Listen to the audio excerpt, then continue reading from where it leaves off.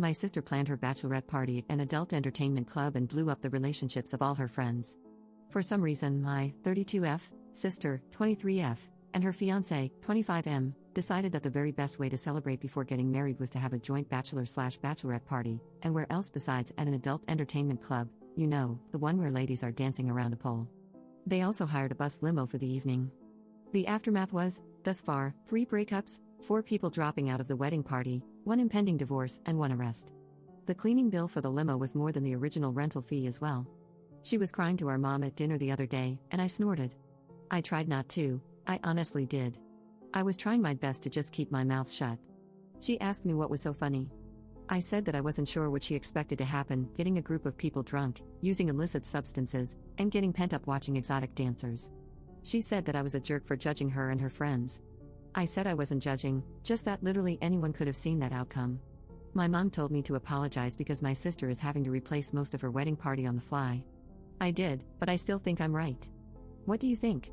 Up in the comments. Fine, the maid of honor and her boyfriend did not break up. The other bridesmaid, who is married, was in an Eiffel Tower with 2 of the groomsmen. One groomsman has dropped out along with the bridesmaid. Her husband has left her because I guess this isn't the first time. The other groomsman in that group has no craps to give and will be attending.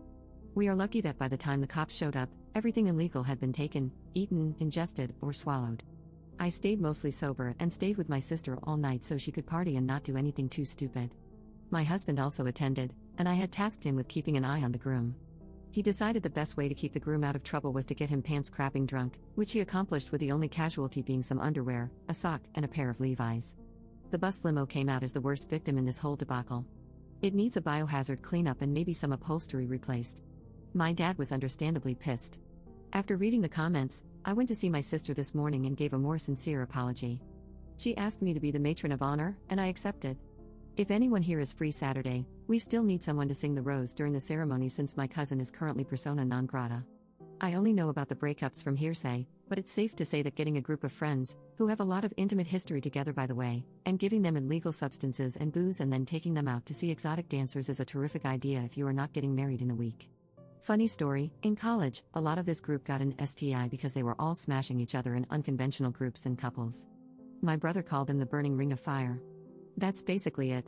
3 guys and 4 girls were in rotating relationships, and nobody said anything until one went outside the group and introduced the clam to the group. Hence, the burning ring of fire. Update 1. If you were hoping for more debauchery, you will be sorely disappointed. My father and husband had a talk with several of the miscreants who would be attending the wedding and put the fear of, if not God, then at least them into the children. We found someone to sing the rose, and my husband stepped in as a groomsman. As I commented, I did apologize to my sister for my insensitive snort and comment, and I was her matron of honor. We also got a couple of girls to fill in for the missing bridesmaids. The wedding went off beautifully, and when everything was said and done, the only real consequences were 1 divorce that was probably going to happen anyway, 1 arrest that will likely be plead to a misdemeanor, and 1 pair of underwear, 1 sock, and a pair of jeans. Sorry to disappoint, but nothing much of note happened at the wedding or reception. Update 2. An update on my post from 7 months ago for all the people asking for more information. The divorce is final. Thank God the only children involved were the adults in their mid-20s who decided that was appropriate behavior. She is dating one of the guys from the Eiffel Tower. The other guy and his girlfriend are friends with a happy couple. My cousin and my sister made up after a few months of iciness in their relationship. My cousin is performing in a touring production of a Broadway musical. We are all proud of her career if not her choices for classy wedding behavior. My brother-in-law has been sober since the wedding. I guess ruining his underwear, a sock, and his favorite pair of jeans was a wake-up call for his drinking problems. My sister is happy that he has made that choice as they are expecting their first child in about 2 months.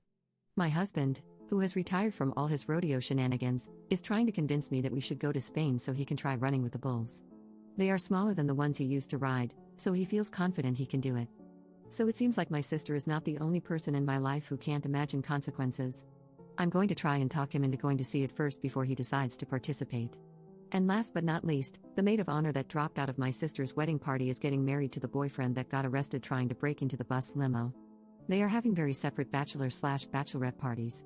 The girls are going to Branson, which was described as Vegas if it was run by Ned Flanders. The boys are going to go golfing in Myrtle Beach. My husband and I are invited and will attend. I asked my husband not to get involved if anything crazy kicks off. Thanks for checking in. I think that covers everything.